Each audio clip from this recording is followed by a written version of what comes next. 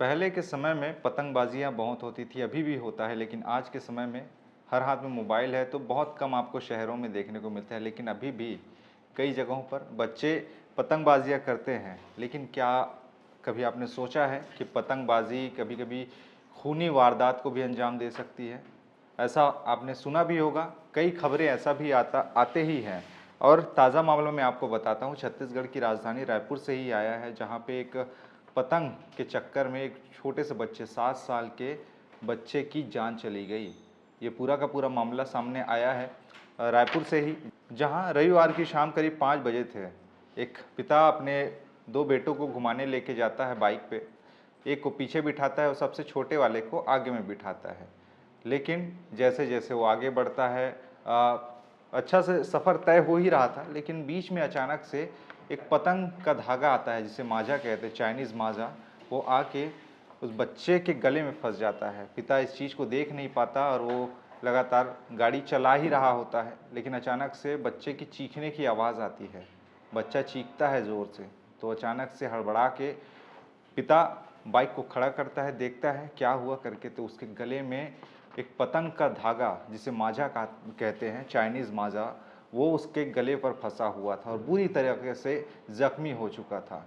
ये पूरी घटना सामने आई है राजधानी रायपुर के पचपेड़ी नाका इलाके से, जहाँ पर शाम को रविवार की छुट्टी के दिन अपने 2 बेटे धनेश साहू, 35 साल के धनेश साहू, अपने 2 बेटे फलेश साहू और पुष्कर साहू को घुमाने लेके जाता है गार्डन में, बच्चों को घुमाने के लिए, समय बिताने के लिए। लेकिन उसको पता नहीं रहा होगा कि जिस रास्ते पर वो जा रहा है, जिस सफ़र को वो तय कर रहा है, शायद उसमें से एक बेटे की उसकी जान चली जा सकती है।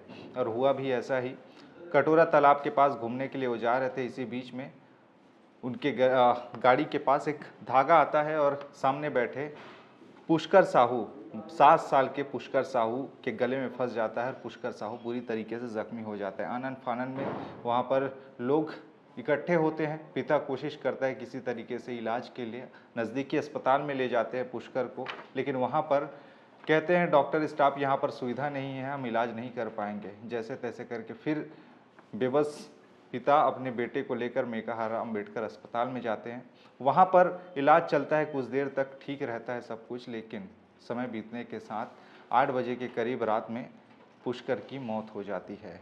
उसके बाद चर्चाएं अब इस चीज़ को लेकर है कि आखिर ये चाइनीज़ माज़ा जो इतना बैन है, लेकिन चल कैसे रहा है। अब इसे लेकर अब कानून व्यवस्था पर भी सवाल उठ रहे हैं, क्योंकि रायपुर में 10 दिसंबर को ही कह दिया गया था कि भैया जितने भी चाइनीज़ मांझे जो पतंग में आते हैं, यूज़ होते हैं, उन सबको बैन किया जाएगा। लेकिन अभी तक कोई ठोस कार्रवाई होता दिख नहीं रहा।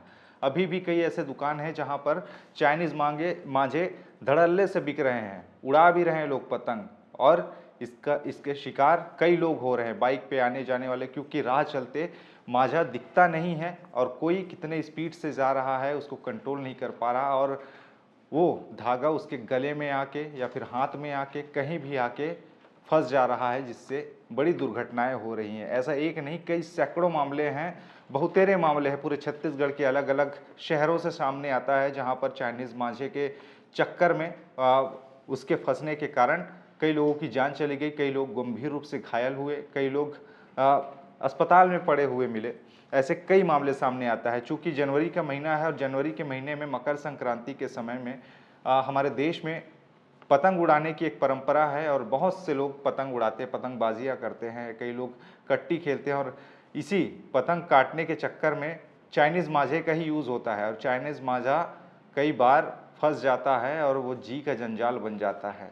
और ऐसा ही ये मामला सामने आया। अब इसके बाद में पुलिस प्रशासन कह रही है कि कार्रवाई करेंगे, जो जो लोग अवैध रूप से चाइनीज़ मांझे को बेच रहे हैं उन पर कार्रवाई होगी, सख्त कार्रवाई होगी। लेकिन बात वही, आपने आश्वासन पहले भी दिया था, लेकिन उसका हुआ क्या? लोग उसका पलीता लगा रहे हैं, धड़ल्ले से धज्जियां उड़ाई जा रही हैं नियमों की, और ये हो रहा है। और जब दुर्घटनाएं होती हैं तभी जाके पुलिस वाले जागते हैं, प्रशासन जागता है कि ये सब अवैध हो रहा है, इस पर कार्रवाई होना चाहिए। क्या उससे पहले नहीं हो सकता? ये सवाल है, क्योंकि चिराग बुझे हैं किसी के घर के, जाने वाला चला गया, दोबारा से नहीं आएगा, लेकिन कोई और किसी के घर का चिराग ना बुझे, उसके लिए अब प्रयास प्रशासन को करना होगा और इस सबको बैन करना होगा। इस पूरे मामले पर आपके विचार क्या हैं, ज़रूर बताइएगा। मामला गंभीर है और बड़ा भी है।